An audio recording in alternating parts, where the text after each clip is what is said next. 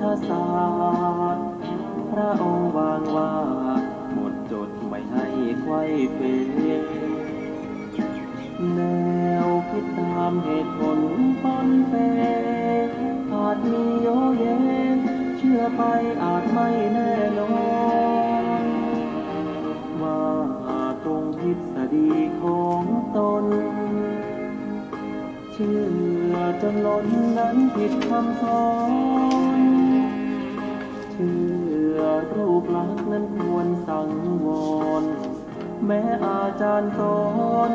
ใช่ว่าเชื่อหมดเลย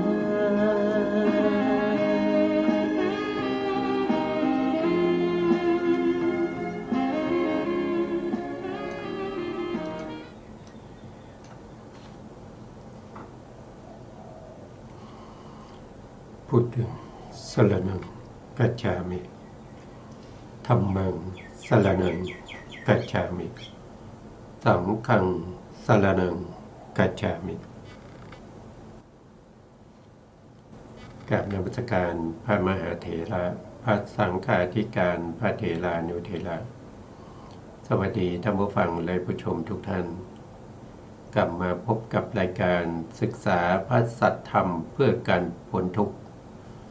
ครั้งนี้เป็นครั้งที่หนึ่งในเรื่องของโสนทันทสูตร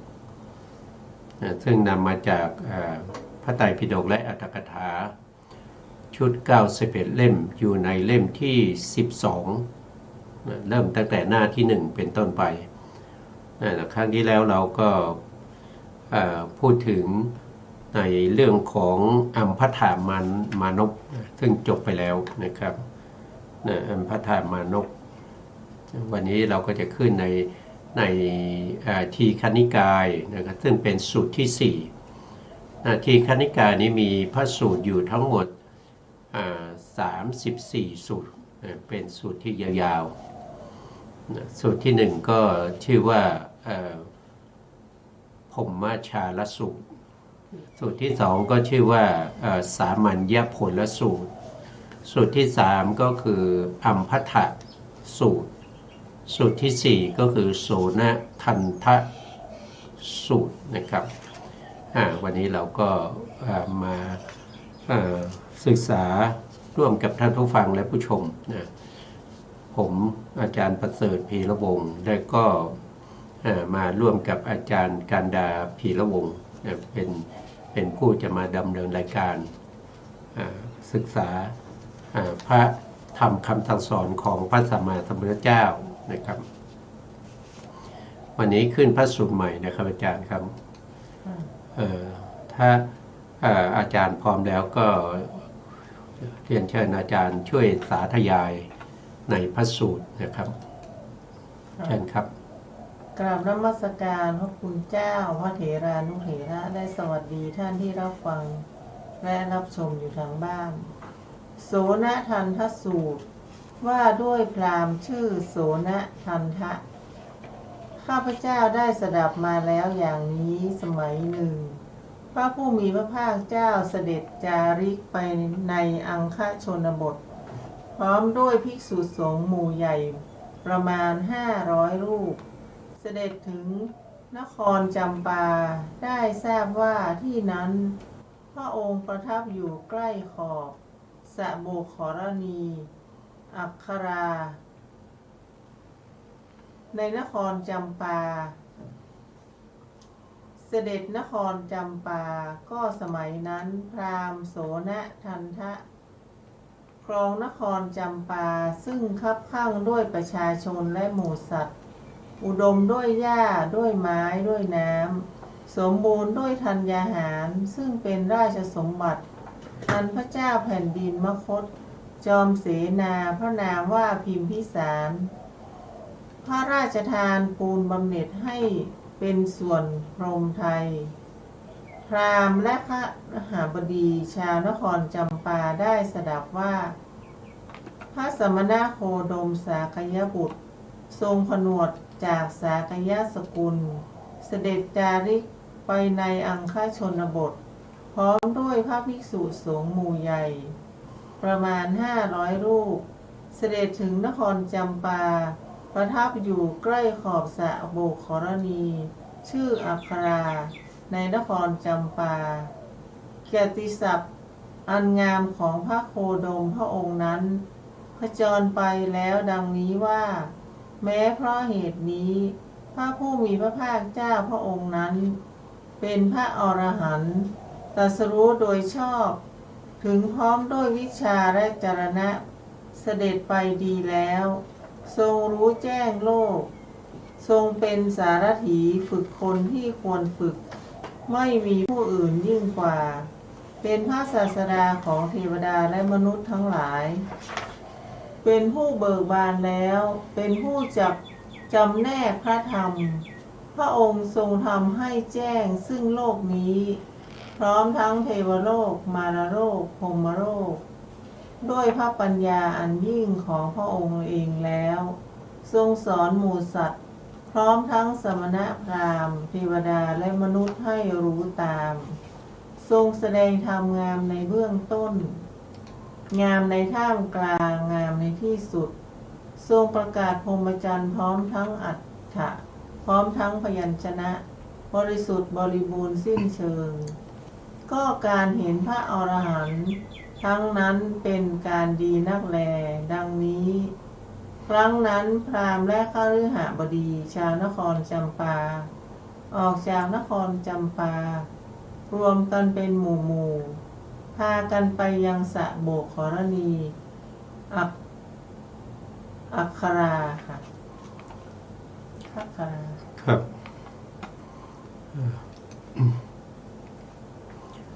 นี่ก็เป็นพระสูตรที่สี่ในทีฆนิกายซึ่งครั้งที่แล้วเนี่ยเราได้พูดถึงเรื่องของอัมพัทธสูตรอัมพัทธสูตรนี้เป็นสูตรที่เกิดขึ้นที่เมืองที่ชนบทเมืองของพระเจ้าประเสนที่โกศลนะเขาเรียกว่าเป็นโกศลชนบทแต่เรื่องนี้เกิดขึ้นที่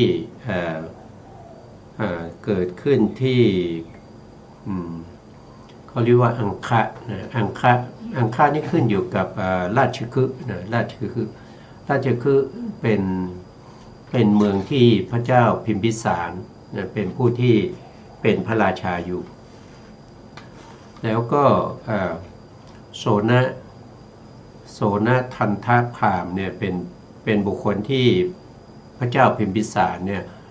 ได้แต่งตั้งให้เป็นเจ้าเมืองนะให้เป็นเจ้าเมืองอยู่ที่เมืองที่เมืองหรือที่เรียกว่าเป็นนครจำปานะเป็นผู้ที่คอยดูแลนะครับคอยดูแลทุกสุขของประชาชนจนตอนขึ้นต้นเราก็จะเห็นได้ว่านะครับพระสูตรนี้ก็จะพูดถึงเรื่องของพระอรหันตสัมมาสัมพุทธเจ้าพูดถึงพระคุณนะพูดถึงพระคุณทั้ง9นะเขาเรียกว่าพุทธคุณ9นะพุทธคุณ9เนี่ยก็คือหนึ่งก็คืออรหังนะอรหังก็คือไกลจากกิเลสคำว่าไกลจากกิเลสเนี่ยก็หมายความว่าพระพุทธองค์นี้จะไม่มีกิเลสแม้แต่นิดเดียวในความหมายของคำว่าอรหังเนี่ยมีอยู่ทั้งหมด11ความหมายด้วยกันใน11ความหมายในความหมายที่1นะครับก็เป็นผู้ไกลจากกิเลสพร้อมทั้งวาสนาการประกอบเหมือนคนมีกิเลสอันนั่นก็คือหมายความว่าพระพุทธองค์เนี่ยทรงกำจัดเสียซึ่งกิเลสทั้งหลายนะครับได้ในคืนวันเพ็ญเดือน6วิสาขบูชาใต้ต้นสีมหาโพธิ์บนวชิรบัลลังก์ในคืนที่ตรัสรู้เป็นพระพุทธเจ้านะครับหลังจากที่กำจัดพยามารแล้วก็เสนามารทั้งหลายได้แล้วพระพุทธองค์ก็เจริญนานาปานสตินะแล้วก็ได้มาซึ่งอภิญญาอภิญญานั้นก็คือได้วิชาที่ เรียกว่าบุพเพนิวาสานุสติญาณตามระลึกชาติ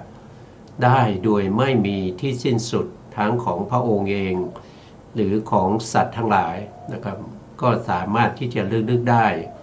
โดยไม่มีขีดจำกัดต่อมาในมัชฌิมยามพระพุทธองค์ก็ได้วิชาที่สองนั่นก็คือจุตูปปาทญาณจุตูปปาทญาณนั่นก็คือรู้จุติและอุบัติของสัตว์ก็คือรู้ว่าบุคคลคนนี้ตายแล้วไปเกิดที่ไหนนะครับตายจากบุคคลนี้ไปเกิดที่ไหนมีความเป็นอยู่อย่างไรนะครับก็รู้ได้ชัดเจนทั้งหมดทั้งมวลแล้วในยามสุดท้ายเรียกว่าปัจฉิมยามพระพุทธองค์ก็เจริญในเรื่องของอานาปาโทษทีเจริญในเรื่องของปฏิจจสมุปบาทนะครับเจริญธรรมที่เป็นเหตุเป็นปัจจัยอวิชชาปัจจยาสังขาราสังขาราปัจจยาวิญญาณังวิญญาณปัจจยานามะรูปังเป็นต้นเหล่านี้นะครับเป็นเหตุเป็นผลสืบเนื่องกันไปอันนั้นเมื่อเจริญปฏิจจสมุปบาทแล้วสุดท้ายพระองค์ก็ได้กำจัดเสียซึ่งอนุสัยทั้งหลายที่เรียกว่าเป็นอาสวะขยญาณหรือกำจัด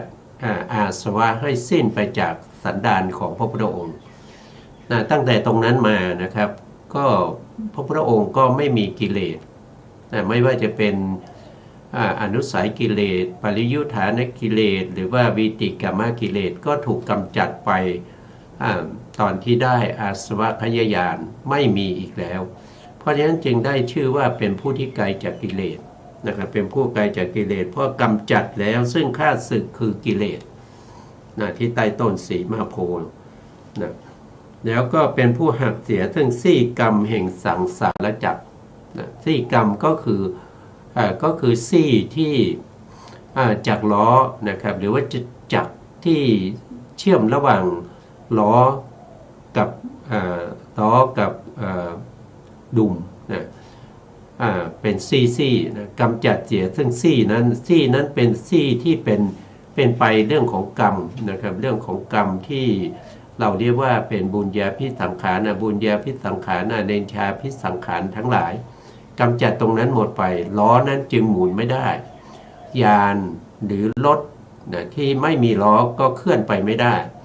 เมื่อเคลื่อนไปไม่ได้ก็ไม่มีในวัฏฏะสงสารไม่ต้องไปเกิดเป็นมนุษย์เป็นเทวดาเป็นพรหมเป็นเดรัจฉานเปรตอสุรกายอีกแล้วเพราะกำจัดแล้วซึ่งซี่กรรมแห่งสังสารวัฏนั่นก็เป็นข้อที่3ข้อที่4ก็คือเป็นผู้ควรแก่เครื่องบูชาทั้งหลายเพราะพระพุทธองค์เป็นพระอรหันต์เมื่อมีคนนำเครื่องสักการะมาบูชานะครับก็จะได้อานิสงส์ที่ยิ่งใหญ่นะครับได้อานิสงส์ที่ยิ่งใหญ่นี่ก็เป็นควรแก่เครื่องบูชา5ก็คือไม่มีที่ลับในการทำบาปถ้าเป็นปุถุชนหรือว่าเป็นพระอริยบุคคลเบื้องต่ำยังไม่ได้เป็นพระอรหันต์เนี่ยนะครับก็ยังมีการทำบาปไม่มากก็น้อยนะถ้าเป็นปุถุชนนี้ก็จะมีกิเลสหนาเท่าแผ่นดินบาปทั้งหลายไม่ว่าจะเป็นบาปที่มีกำลังหรือกำลังอ่อนทั้งหมดทั้งมวลนั้นปุถุชนสามารถทำได้เมื่อมีเหตุมีปัจจัยให้เกิดการทำบาปแต่พระพุทธองค์ไม่มีแล้วเพราะว่ากำจัดได้ในคืนวันเพ็ญเดือน6วิสาขบูชานะครับที่เรียกว่าเป็นอาสวะขยญาณอันนี้ก็ว่าโดยเรื่องของอรหังไกลจากกิเลสต่อไปเราก็จะเรียนเชิญอาจารย์กันดานะครับมาสาธยายต่อนะครับอาจารย์ครับเชิญอาจารย์สาธยายต่อครับผมโสนทันทะพราหมณ์เข้าเฝ้าสมัยนั้นพราหมณ์โสนทันทะนอนกลางวันอยู่หน้าปราสาทชั้นบนได้เห็นพราหมณ์และคฤหบดีชาวนครจำปาออกจากนครจำปารวมกันเป็นหมู่ พากันไปยังสระโบกขรณีคัคครา จึงเรียกที่ปรึกษามาถามว่าท่านที่ปรึกษาพราหมณ์และคฤหบดีชาวนครจำปาออกจากนครจำปารวมกันเป็นปู่หมู่ไปยังสระโบกขรณีคัคคราทำไมกัน ที่ปรึกษาบอกว่าเรื่องมีอยู่ขอรับพระสมณโคดมสากยบุตรทรงผนวดจากสากยสกุลเสด็จจาริกไปยังอังคชนบทพร้อมด้วยภิกษุสงฆ์หมู่ใหญ่ประมาณ500 รูปเสด็จถึงนครจำปาประทับอยู่ใกล้ขอบสระโบกขรณีคัคคราในนครจำปาเกียรติศัพท์อันงามของพระองค์ขจรไปแล้วอย่างนี้ว่าแม้เพราะเหตุนี้พระผู้มีพระภาคเจ้าพระองค์นั้นเป็นพระอรหันต์ตรัสรู้โดยเองโดยชอบทรงถึงพร้อมด้วยวิชาและจรณะเสด็จไปดีแล้วทรงรู้แจ้งโลกทรงเป็นสารถีฝึกคนที่ควรฝึกไม่มีผู้อื่นยิ่งกว่าเป็นศาสดาของเทวดาและมนุษย์ทั้งหลายเป็นผู้เบิกบานแล้วเป็นผู้จำแนกพระธรรมพราหมณ์และคฤหบดีเหล่านั้นพากันไปเฝ้าพระโคดมพระองค์นั้นโสนทันทะกล่าวว่าถ้าเช่นนั้นท่านจงไปหาเขาแล้วบอกเขาอย่างนี้ว่าท่านทั้งหลายพราหมณ์โสนทันทะสั่งว่าขอให้ท่านทั้งหลายจงรอก่อนพราหมณ์โสนทันทะจะไปเฝ้าพระสมณโคดมด้วยที่ปรึกษารับคำแล้วไปหาพราหมณ์และคฤหบดีชาวนครจำปาและบอกตามคำสั่งพราหมณ์โสนทันทะสั่งว่าขอท่านทั้งหลายจงรอก่อนพราหมณ์โสนทันทะจะไปเฝ้าด้วยสมัยนั้นพวกพราหมณ์ต่างเมืองประมาณ500 คนพักอยู่ในนครจำปาด้วยกรณียกิจบางอย่างพวกเขาได้ทราบว่าพราหมณ์โสนทันทะจักไปเฝ้าพระสมณโคดมครั้งนั้นแลพราหมณ์ทั้งหลายจึงพากันเข้าไปหาแล้วถามว่าได้ทราบว่าท่านจะไปเฝ้าพระสมณโคดมจริงหรือโสนทันทะตอบว่าท่านผู้เจริญเราจะไปเฝ้าพระสมณโคดมจริงพวกพราหมณ์ทั้งหลายกล่าวว่าอย่าเลยท่านโสนทันทะท่านไม่ควรไปเฝ้าพระสมณโคดมถ้าท่านไปท่านจะเสียเกียรติยศของพระสมณโคดมจากรุ่งเรืองด้วยเหตุนี้แหละท่านจึงไม่ควรไปพระสมณโคดมต่างหากควรจะเสด็จมาหาท่านอันหนึ่งท่านเป็นอุปโตสุชาติทั้งฝ่ายมารดาและบิดามีคันเป็นที่ถือปฏิสนธิหมดจดดีตลอด7 ชั่วคนไม่มีใครจะคัดค้านติเตียนได้ด้วยการกล่าวอ้างถึงชาติเพราะเหตุนี้ท่านจึงไม่ควรไปเฝ้าพระสมณโคดมพระสมณโคดมต่างหากควรจะเสด็จมาหาท่านอันหนึ่งท่านเป็นผู้มั่งคั่งมีทรัพย์มากมีโภคทรัพย์มากอันหนึ่งท่านเป็นผู้คงแก่เรียนทรงจำมนรู้จบไตรเพศพร้อมทั้งคัมภีร์นิมันทุคัมภีร์กตุพะพร้อมทั้งประเภทอักษรมีคัมภีร์อิติหาสะเป็นที่5เป็นผู้เข้าใจตัวบท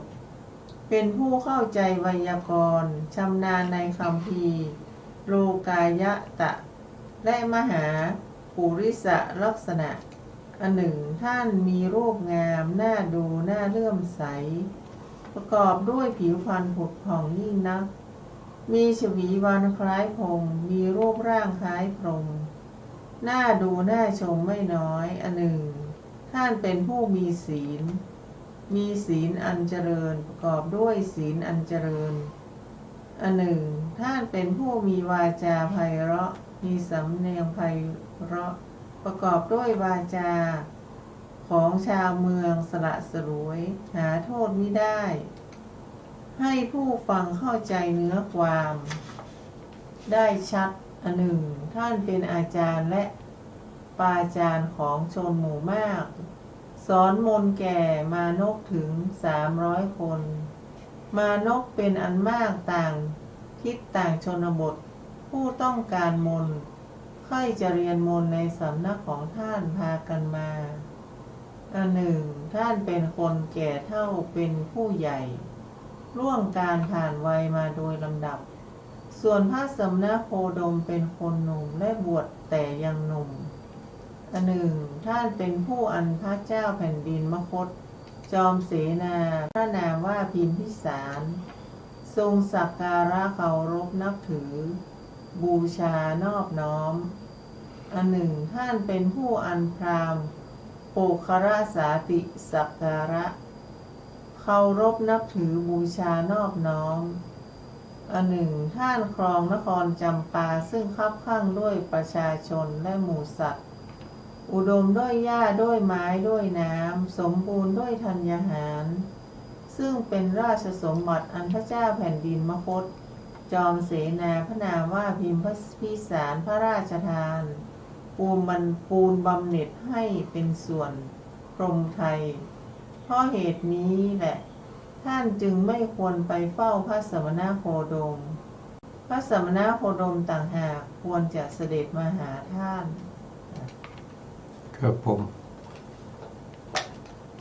อันนี้ก็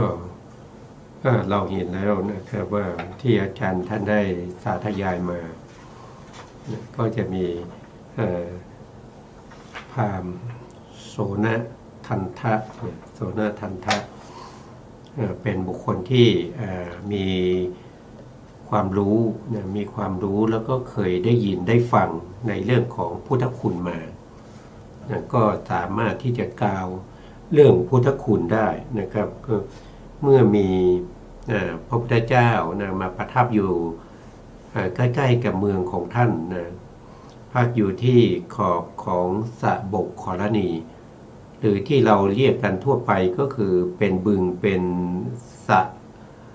ดอกบัวนะครับมีอยู่ใกล้ๆกับเมืองจำปานะครับใกล้ๆกับเมืองจำปาเมื่อรู้ว่าพระพุทธเจ้ามาประทับอยู่ตรงนั้นก็เกิดความอยากจะเข้าไปเฝ้าพระพุทธเจ้าจึงได้สั่งให้ที่ปรึกษานะครับไปบอกให้แก่ชนทั้งหลายว่าให้รอก่อนเราจะไปด้วยนะทีนี้ส่วนบุคคลที่ไม่รู้คุณของพระพุทธเจ้านะครับก็คือพราหมณ์ที่มาจากเมืองอื่นนะครับที่มาด้วยกิจธุระในเรื่องของราชการนะครับมาพักอยู่เมื่อได้ทราบว่าพราหมณ์โสนทันทะเนี่ยจะไปเฝ้าพระพุทธเจ้าก็เลยมาห้ามว่าไม่ควรไปนะ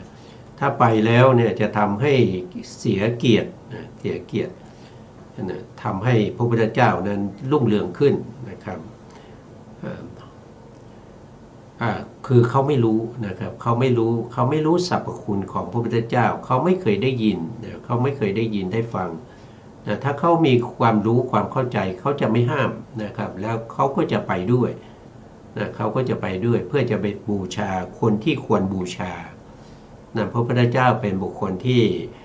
ควรบูชาที่สุดนะเพราะว่าเราจะตามหาบุคคลที่เท่าเทียมกับพระพุทธเจ้าเนี่ยไม่มีอีกแล้วนะไม่มีอีกแล้วในยุคหนึ่งสมัยหนึ่งจะมีเพียงพระองค์เดียวแล้วก็ไม่ใช่ว่าจะมีอยู่ตลอดนะครับจะมีเพียงชั่วระยะเวลาที่สั้นๆนะครับอย่างพระพุทธเจ้าของเราโคตมะก็จะมีอายุอยู่ในช่วงที่เป็นพระพุทธเจ้านะก็จะมีอยู่แค่ระยะเวลาแค่45 ปีเท่านั้นบัดนี้เราจะไปหาพระพุทธเจ้าที่ไหนนะครับมันไม่มีนะครับมันไม่มีแล้วนะครับเหลือแต่คำสั่งสอนของพระพุทธองค์เท่านั้นเองแล้วก็ประเทศหรือว่าเมืองที่เขารู้ในเรื่องของผล เรื่องของกรรมเรื่องของผลเรื่องของเหตุที่มีเหตุมีผลน่ะทั้งหลายเมื่อได้ฟังคำสั่งสอนของพระพุทธเจ้าแล้วก็จะละทิ้งเสียซึ่งความเชื่อและลัทธิอื่นๆที่ตัวเองเคยนับถือมานะครับหันมานับถือพระพุทธศาสนามากมายนะครับพระพุทธศาสนาเป็นศาสนาที่เป็นเหตุเป็นผลเป็นคำสั่งสอนที่มันยิ่งกว่าวิทยาศาสตร์อีกยิ่งกว่าวิทยาศาสตร์นะครับที่พระพุทธองค์ได้ตรัสไว้หลายๆเรื่องนะนักวิทยาศาสตร์นะครับคิดค้นไปมาสุดท้ายก็สรุปว่าพระพุทธองค์นะครับที่ตรัสไว้นั้นถูกต้องแล้วนะครับบางอย่างก็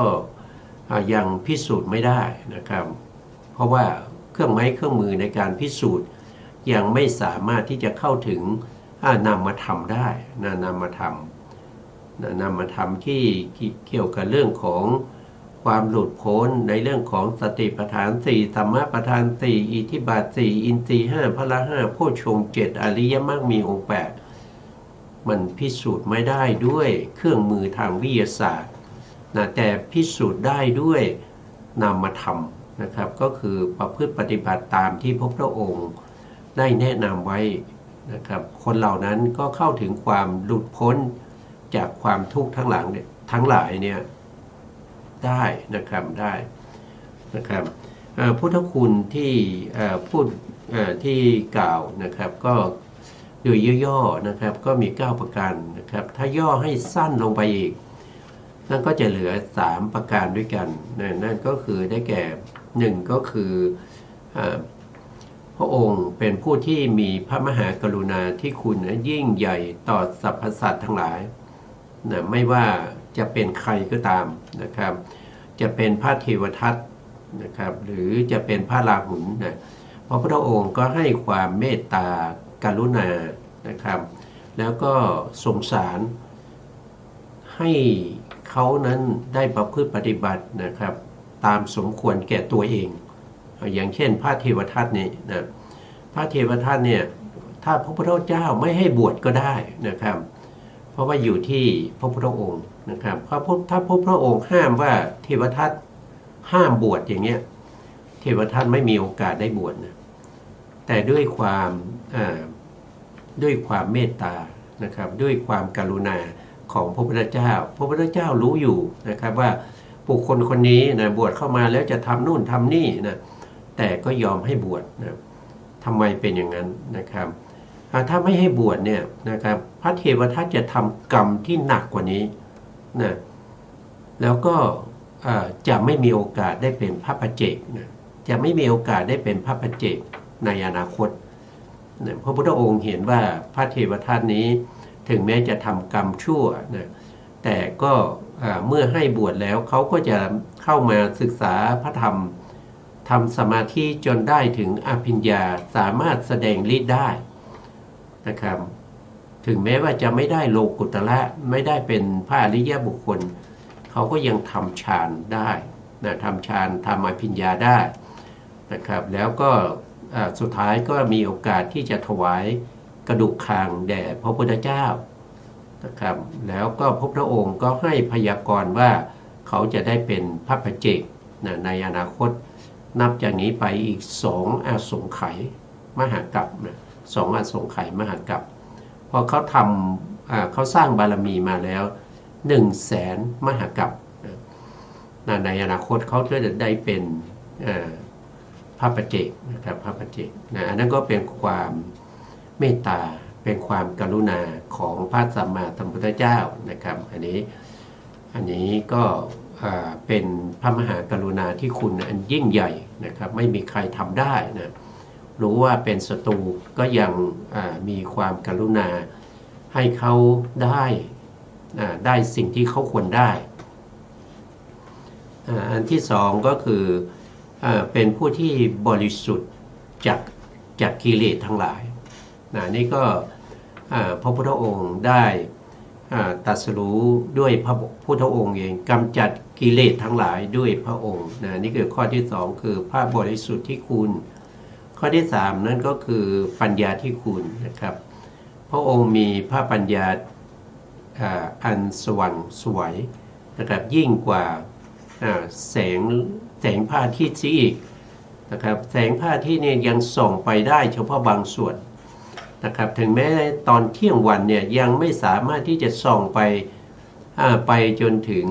เขาเรียกว่าในถ้ำลึกๆเนี่ยยังมืดมิดนะแล้วก็ในขอบจักรวาลก็มืดมิดนะพระอาทิตย์ส่องไปไม่ถึงนะแต่พระปัญญาของพระพุทธเจ้าเนี่ยสามารถที่จะส่องไปได้ไกลนะครับสามารถจะรู้ทุกสิ่งทุกอย่างนะครับ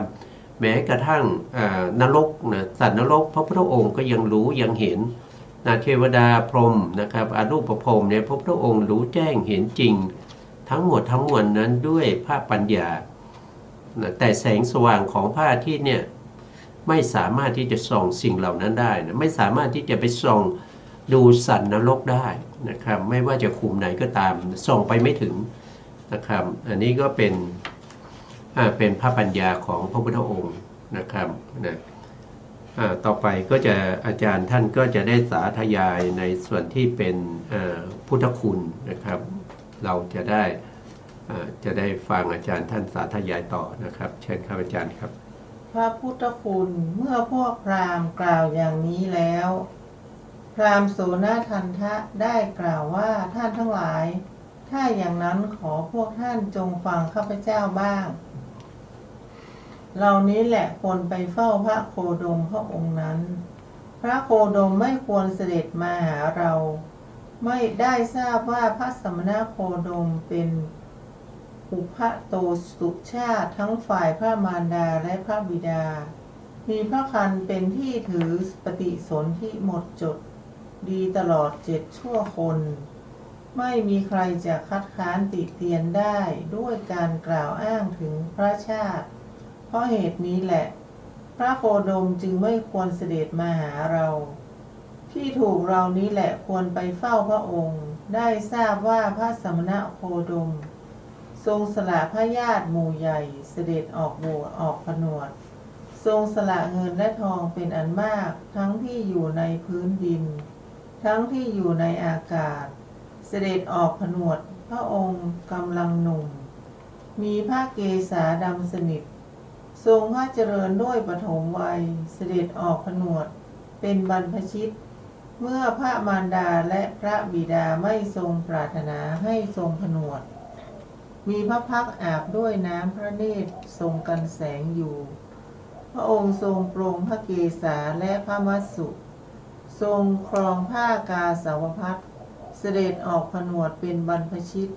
พระองค์มีพระรูปงามน่าดูน่าเลื่อมใสเพียบพร้อมด้วยพระชวีวันผุดผ่องยิ่งนักมีพระชวีวันคล้ายพรหมมีพระรูปคล้ายพรหม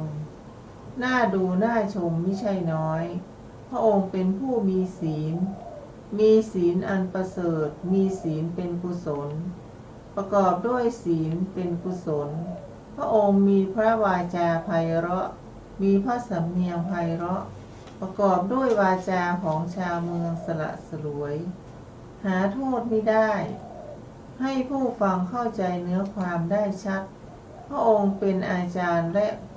ปาจารย์ของคนหมู่มากพระองค์สิ้นกามราคะแล้วเลิกประดับประดาตกแต่งแล้วพระองค์เป็นกรรมวาทีเป็นกิริยาวาทีไม่ทรงมุ่งร้ายต่อพวกพราหมณ์พระองค์ทรงผนวดจากสกุลสูงคือสกุลกษัตริย์อันไม่เจือปน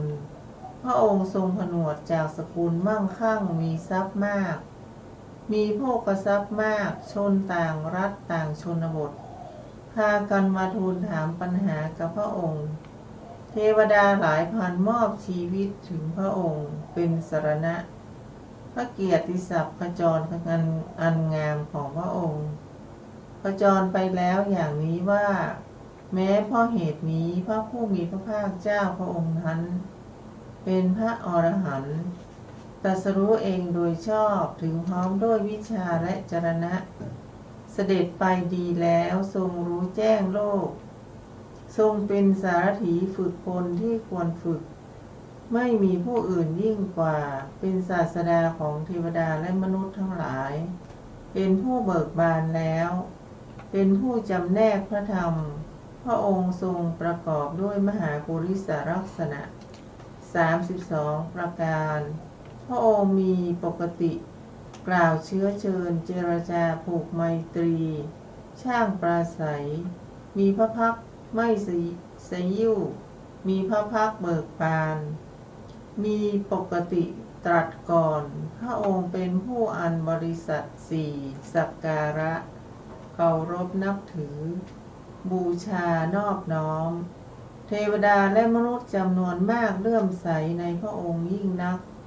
พระองค์ทรงพำนักอยู่ในหมู่บ้านหรือในนิคมใด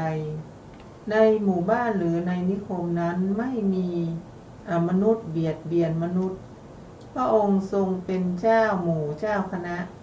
และทรงเป็นคณาจารย์ได้รับยกย่องว่าเป็นยอดของเจ้าลัทธิเป็นอันมากสมณพราหมณ์เหล่านี้รุ่งเรืองด้วยยศประการใดๆแต่พระสัมมาโคดมไม่อย่างนั้น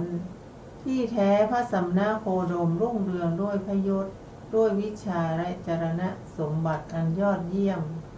พระเจ้าแผ่นดินมคธจอมเสนาทรงพระนามว่าพิมพิสารพร้อมทั้งพระโอรสและพระมเหสีทั้งราชบริพารและอำมาตย์ทรงมอบชีวิตถึงพระองค์เป็นสรณะพระเจ้าประเสนทิโกศลพร้อมด้วยทั้งพระโอรสและพระมเหสีทั้งราชบริพารและอำมาตย์ทรงมอบชีวิตถึงพระองค์เป็นสรณะพราหมณ์โปครสาติพร้อมทั้งบุตรและภรรยาทั้งบริวารและอำมาตย์มอบชีวิตถึงพระองค์เป็นสรณะพระองค์เป็นผู้อันพระเจ้าแผ่นดินมคธจอมเสนาทรงพระนามว่าพิมพิสารทรงสักการะเคารพนับถือบูชานอบน้อมพระองค์เป็นผู้อันพระเจ้าประเสนที่โกศลทรงสักการะเคารพนับถือพระองค์เป็นผู้อันพราหมณ์ปกครสาติสักการะเคารพนับถือบูชานอบน้อมพระองค์เสด็จถึงนครจำปาประทับอยู่ณขอบสะโบกระขรณีภักคราในนครจำปาสมณะหรือพราหมณ์เราใดเราหนึ่งมาสู่เขตบ้านของเราท่านเหล่านั้นจัดว่าเป็นแขกของเราและเป็นแขกอันเราควรสักการะเคารพนับถือบูชานอบน้อมพระสมณโคดมเสด็จถึงนครจำปาประทับอยู่ณขอบสะโบกรณีภักคราในนครจำปาพระองค์ทรงเป็นแขกของเราและเป็นแขกที่เราควรสักการะ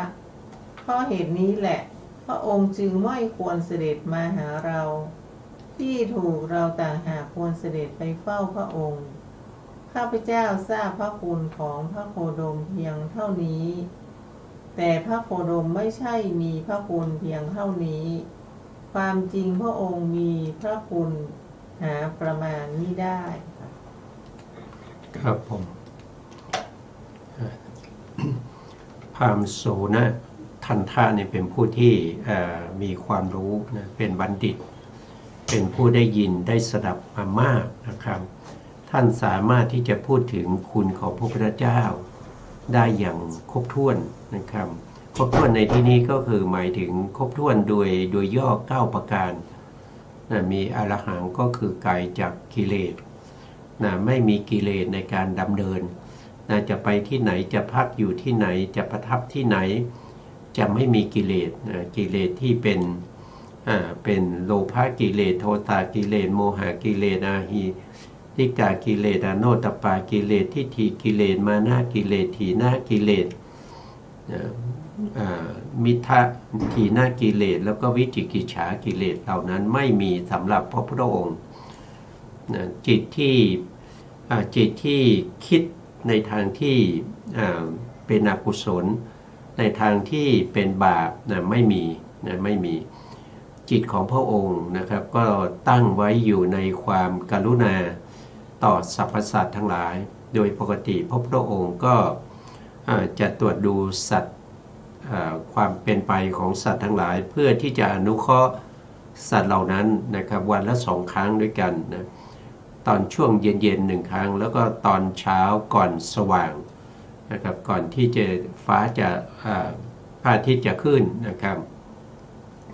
พระองค์ก็จะเข้าข่ายพยานเพื่อตรวจสอบว่าวันนี้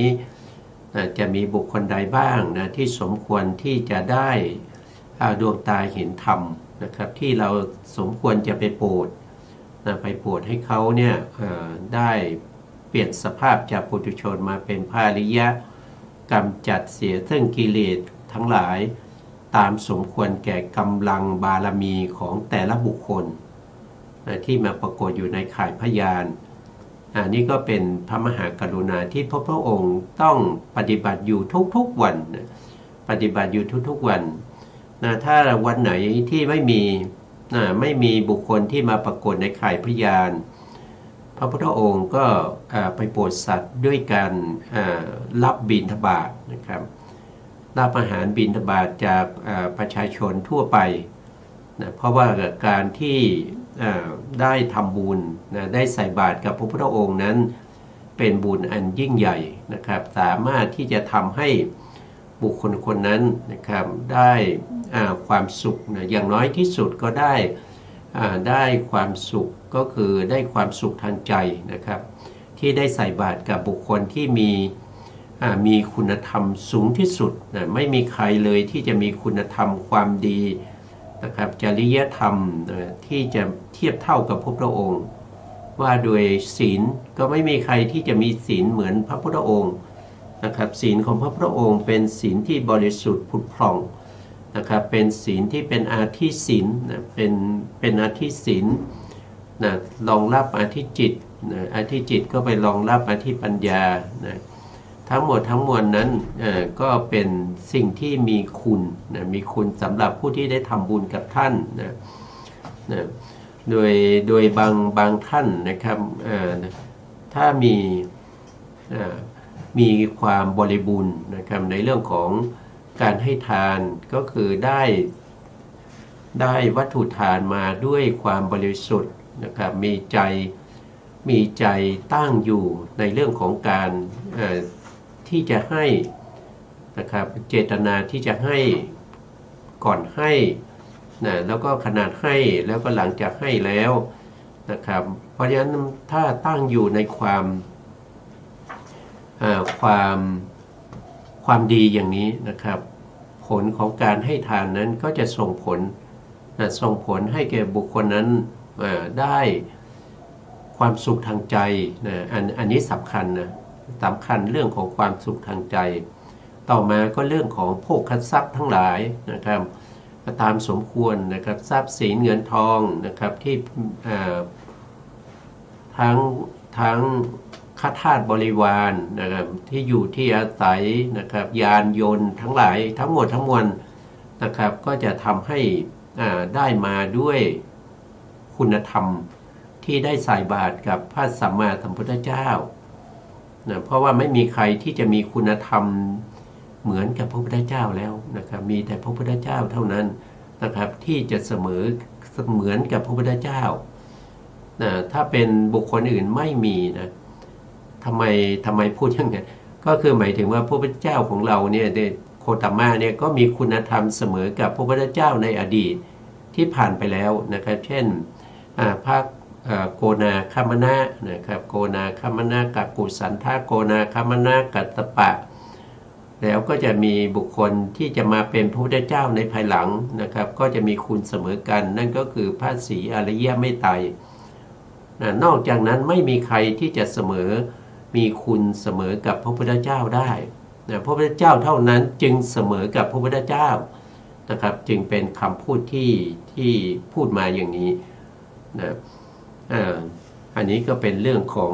จริงๆแล้วเรื่องของคุณของพระพุทธเจ้านี่มีมากมายนะครับนะเพราะฉะนั้นเราก็ค่อยๆศึกษากันไปนะครับอรหังอย่างนี้นะครับอรหังสัมมาสัมพุทโธนะตรัสรู้ชอบได้ด้วยพระองค์เองอะไรพวกนี้นะครับ ต่อไปเราก็จะเรียนเชิญอาจารย์กันดาท่านจะได้สาธยายต่อนะครับเชิญครับ เมื่อ อาจาร พ ย์ ราหมณ์โสนทันทะกล่าวอย่างนี้แล้วพราหมณ์เหล่านั้นได้กล่าวว่าพระโสนทันทะ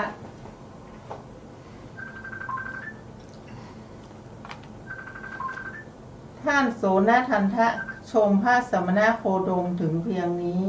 ถ้าหากพระโคดมพระองค์นั้นจะประทับอยู่ไกลจากที่นี้ตั้ง100 โยชน์ก็ควรแท้ที่กุลบุตรผู้มีศรัทธาจะเข้าไปเฝ้าแม้ต้องนำเสบียงไปก็ควรพราหมณ์โสนทันทะกล่าวว่าถ้าเช่นนั้นเราทั้งหมดจักไปเฝ้าพระสมณโคดมลำดับนั้นพระโสนทันทะพร้อมด้วยคณะพราหมณ์และ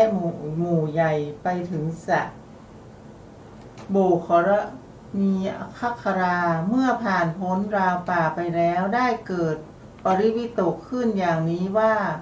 ถ้าเราจะถามปัญหากับพระสมณโคดมหากพระองค์จะพึงตรัสกับเราอย่างนี้ว่าพราหมณ์ปัญหาข้อนี้ท่านไม่ควรถามอย่างนั้นที่ถูกควรถามอย่างนี้ดังนี้ชุมนุมชนนี้จะพึงดูหมิ่นเราได้ด้วยเหตุนั้นว่าพระพราหมณ์โสนทันทะเป็นคนเขลาไม่ฉลาดไม่อาจถามปัญหาโดยแยบคายกับพระสมณโคดมได้ผู้ที่ถูกชุมนุมชนดูหมิ่นพึงเสื่อมยศผู้เสื่อมยศก็เสื่อมจากโภคทรัพย์สมบัติและได้ยศเราจึงมีโภคสมบัติถ้าพระสมณโคดมจะพึงตรัสถามปัญหากับเราและเราแก้ไม่ถูกพระทัยถ้าพระองค์จะพึงตรัสกับเราอย่างนี้ว่าพราหมณ์ปัญหาข้อนี้ท่านไม่ควรแก้อย่างนั้นที่ถูกควรแก้อย่างนี้ดังนี้ชุมนุมชนจะพึงดูหมิ่นเราได้ด้วยเหตุนั้นว่าพราหมณ์เป็นคนเขลาไม่ฉลาดไม่อาจแก้ปัญหาให้ถูกพระทัยพระสมณโคดมได้ผู้ที่ถูกชุมนุมชนดูหมิ่นพึงเสื่อมยศผู้เสื่อมยศพึงเสื่อมโภคทรัพย์เพราะได้ยศเราจึงมีโภคสมบัติอันหนึ่งเราเข้ามาใกล้ถึงเพียงนี้แล้วยังไม่ได้เฝ้าพระสมณโคดมจะกลับเสียชุมนุมชนนี้เราจะพึงดูหมิ่นเราได้ด้วยเหตุนั้นว่าพราหมณ์โสนทันทะเป็นคนเขลาไม่ฉลาดกระด้างด้วยมานะเป็นคนขลาด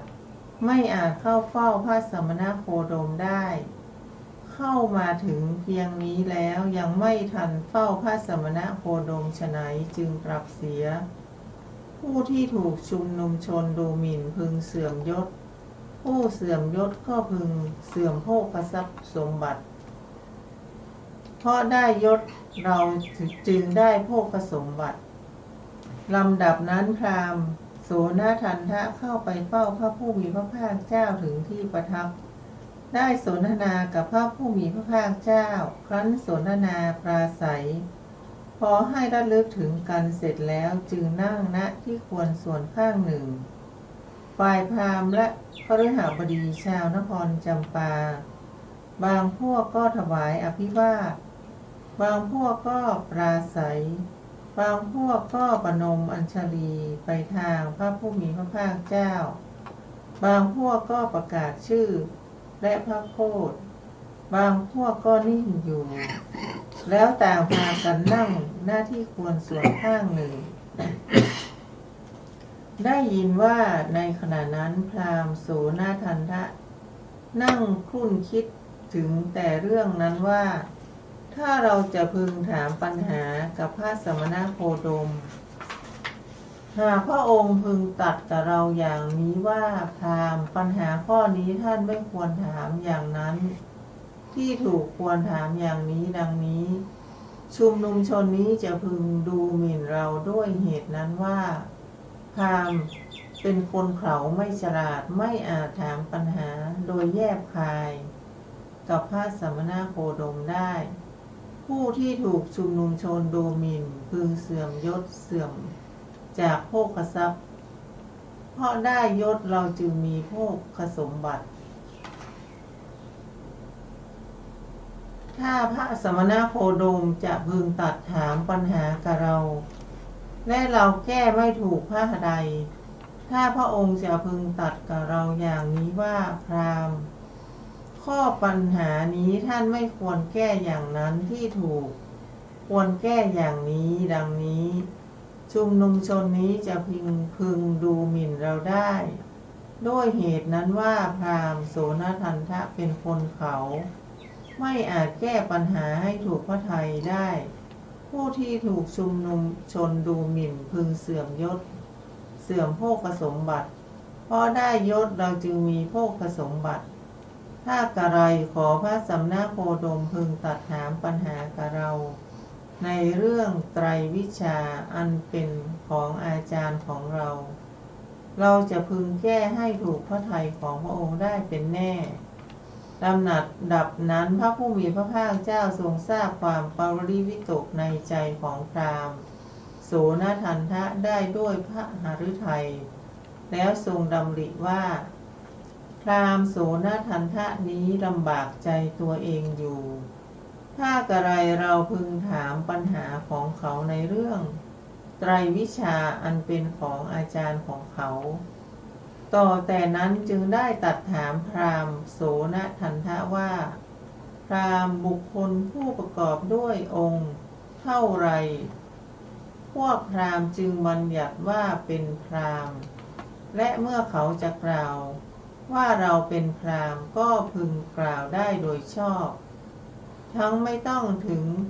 มุสาวาทด้วยพราหมณ์โสนทันทะคิดว่าเราได้ประสงค์จำนงหมายปรารถนาไว้แล้วว่าถ้ากระไรขอพระสมณโคดมพึงตรัสถามปัญหากับเราในเรื่องไตรวิชาอันเป็นของอาจารย์ของเราเราพึงแก้ให้ถูกพระทัยของพระองค์ได้เป็นแน่นั้นเผอิญพระองค์ก็ตรัสถามปัญหากับเราในเรื่องไตรวิชาอันเป็นของอาจารย์ของเราจะแก้ปัญหาให้ถูกพระทัยได้เป็นแน่ทีเดียวครับผมวันนี้ก็เราก็จะเห็นได้ว่าถ้าเป็นปุถุชนเนี่ยนะครับความคิดเนี่ยมันหลากหลายความคิดที่หลากหลายก็คือหมายความว่านะครับคิดมากนั่นเองคิดมากนั่นเอง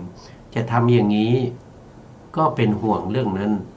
จะทำอย่างนั้นก็เป็นห่วงเรื่องนี้เหมือนกับโสน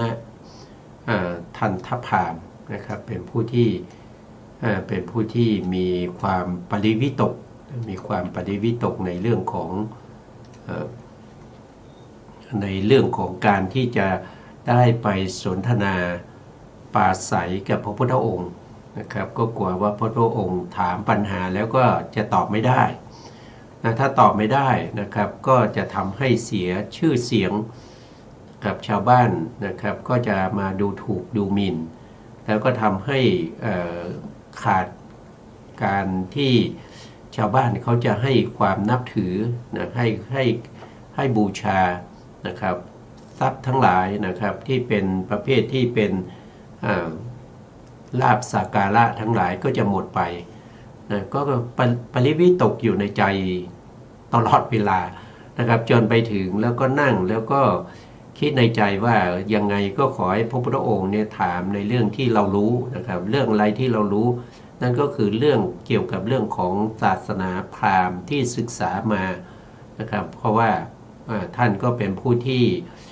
รู้เรื่องของไตรวิชาหรือไตรเทพของศาสนาพราหมณ์ก็ขอให้พระพุทธองค์นะครับตัดถามเรื่องนี้ก็แล้วกันพระพุทธองค์ก็รู้อัธยาศัยนะครับรู้ว่าคิดอะไรอยู่นะครับรู้ส่งอานาส่งเรื่องของ